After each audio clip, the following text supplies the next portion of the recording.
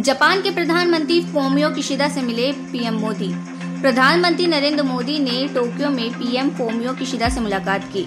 PM Modi पूर्व प्रधानमंत्री Shinzo Abe के राजकीय अंतिम संस्कार में शामिल होने के लिए जापान गए हैं। मोदी ने कहा है कि इस दुख की घड़ी में आज हम मिल रहे हैं। पिछली बार जब मैं आया था तब शिंजो आबे से काफी लंबी बात हुई थी और कभी सोचा नहीं था कि जाने के बाद ऐसी खबर सुनने को नौबत आएगी।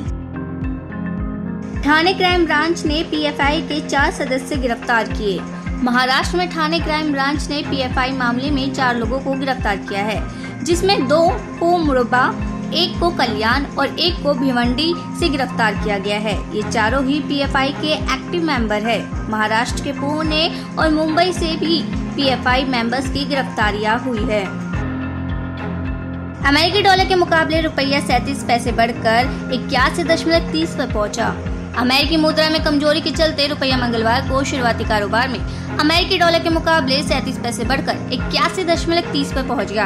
अंतरबैंक विदेशी मुद्रा विनिमय बाजार में रुपया डॉलर के मुकाबले 81.45 पर खुला और बढ़त के साथ 81.30 पर पहुंच गया। इस तरह रुपए ने पिछली बंद भाव के मुकाबले 37 पैसे की बढ़त दर्ज की। सेवाओं के नियंत्रण को लेकर केंद्र और दिल्ली सरकार की शक्तियों के दायरे जैसे विवादपूर्ण मुद्दे पर सुनवाई टली। सुप्रीम कोर्ट की संविधान पीठ ने टाली सुनवाई। कोर्ट ने 9 नवंबर को इस मामले में अगली सुनवाई करेगी। संविधान पीठ ने पिछली सुनवाई में कहा था कि ये हरित पीठ होगी। इस कार्रवाई में कागजों का इस्तेमाल नहीं किया जाएगा। 14 फरवरी 2019 को 2 न्यायमूर्तियों वाली पीठ ने भारत के तत्कालीन प्रधान न्यायाधीश को विभाजित फैसले के मद्देनजर राष्ट्रीय राजधानी में सेवाओं के नियंत्रण के मुद्दे पर अंतिम फैसला लेने के लिए 3 सदस्यीय पीठ के गठन की सिफारिश की थी। आम आदमी पार्टी नेताओं को मंगलवार को बड़ा झटका लगा है। दिल्ली के उपराज्यपाल विनय कुमार सक्सेना के पक्ष में हाई कोर्ट ने अंतरिम आदेश पारित किया है। कोर्ट ने आप नेताओं को लेफ्टिनेंट गवर्नर विनय कुमार सक्सेना के खिलाफ कथित अमर्यादित पोस्ट हटाने के लिए निर्देश दिया है। दिल्ली में बड़ी साजिश का अंदेशा, कई इलाकों में प्रदर्शन पर रोक, धारा 144 लागू। दिल्ली के कई इलाकों में धरने प्रदर्शन पर रोक लगाई है। धरने प्रदर्शन की आड़ में बड़ी साजिश का अंदेशा है। साउथ ईस्ट दिल्ली में खास तौर पर एडवाइजरी जारी की गई है। अगले 60 दिनों तक जामिया यूनिवर्सिटी के आसपास विशेष तौर पर मशाल और कैंडल मार्च जैसे प्रदर्शनों पर रोक लगाई है। धारा 144 की लागू की गई है। आदेश न मानने पर कार्रवाई की चेतावनी भी जारी की गई है। पीएफआई पर एक्शन, 21 लोगों को किया गिरफ्तार। एनआईए के इनपुट पर मध्य प्रदेश एटीएस ने भोपाल में पीएफआई से संबंधित 21 लोगों को किया गिरफ्तार।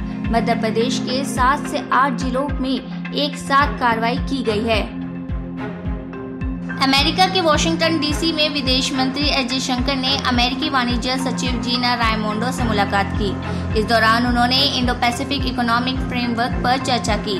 वहीं उन्होंने अमेरिकी रक्षा मंत्री लॉयड ऑस्टिन से द्विपक्षीय रक्षा औद्योगिक सहयोग के नए अवसरों पर चर्चा की।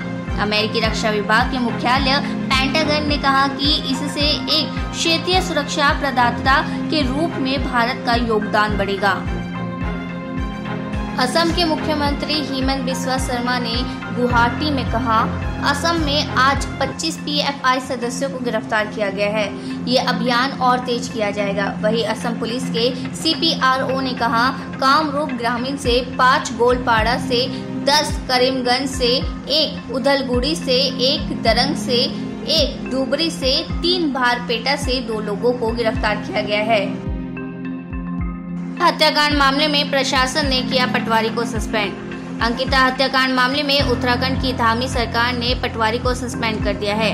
राजस्व उप निरीक्षक वैभव प्रताप सिंह सस्पेंड किए गए हैं। वहीं मुख्यमंत्री पुष्कर सिंह धामी ने कहा है कि उनकी सरकार ने अंकिता भंडारी हत्याकांड के दोषियों को जल्द से जल्द सजा दिलाने के लिए न्यायालय से फास्ट ट्रैक अदालत गठित करने का अनुरोध किया है। केंद्रीय राज्य मंत्री टेनी के खिलाफ 17 अक्टूबर तक सुनवाई टली। इलाहाबाद हाई कोर्ट की लखनऊ पीठ ने वर्ष 2000 में हुई हत्या के मामले में केंद्रीय गृह राज्य मंत्री अजय मिश्रा उर्फ टेनी के खिलाफ राज्य सरकार की ओर से दायर अपील पर सुनवाई 17 अक्टूबर तक टाल दी है। जस्टिस रमेश सिन्हा ने और जस्टिस रेणु अग्रवाल की पीठ ने राज्य सरकार द्वारा 2004 में दायर अपील पर ये आदेश पारित किया। नवलखा की याचिका पर सुप्रीम कोर्ट ने सरकार को जारी किया नोटिस। भीमा कोरेगांव हिंसा के आरोपी गौतम नवलखा की तलोजा जेल में स्थानांतरित करने और घर में नजरबंद रखने की याचिका पर सुप्रीम कोर्ट में सुनवाई हुई है। इस बीच सुप्रीम कोर्ट ने NIA और महाराष्ट्र सरकार को नोटिस जारी कर जवाब मांगा है। मामले में गुरुवार को सुनवाई होगी। पंडाल में मुस्लिम महिलाओं ने की दुर्गा की मूर्ति से तोड़फोड़। तेलंगाना के खैरताबाद में मुस्लिम समुदायों की 2 महिलाओं को पंडाल में दुर्गा की मूर्ति के साथ तोड़फोड़ करने के आरोप में गिरफ्तार किया गया है। उसे रोका गया तो उसने एक शख्स पर हमला करने की कोशिश की। हैदराबाद के DCP central John MR Chandra ने कहा कि मामले की जांच की जा रही है। नोटबंदी की वैधता पर सुप्रीम कोर्ट में कल सुनवाई। नोटबंदी की वैधता पर सुप्रीम कोर्ट की संविधान पीठ सुनवाई करेगी। नोटबंदी के 6 साल बाद अब सुप्रीम कोर्ट इसकी वैधता पर सुनवाई करेगी। जस्टिस अब्दुल नजीर की अध्यक्षता में 5 जजों की बेंच कल सुनवाई करेगी। 16 दिसंबर 2016 को ये मामला संविधान पीठ को सौंपा गया था। CBI ने की शिंदे के मंत्री गिरीश महाजन समेत 28 के खिलाफ FIR दर्ज।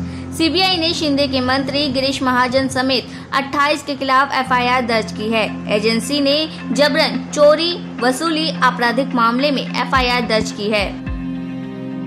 DRDO ने कम दूरी की मार करने वाली मिसाइल का किया सफल परीक्षण।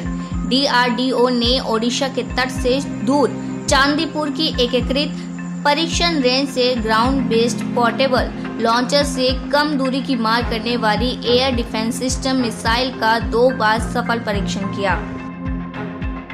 गुजरात के गांधीनगर में प्रेस कॉन्फ्रेंस कर मुख्य निर्वाचन आयुक्त राजीव कुमार ने कहा, आपराधिक पृष्ठभूमि वाले उम्मीदवारों को चुनाव पर राजनीतिक दलों को स्पष्टीकरण देना होगा।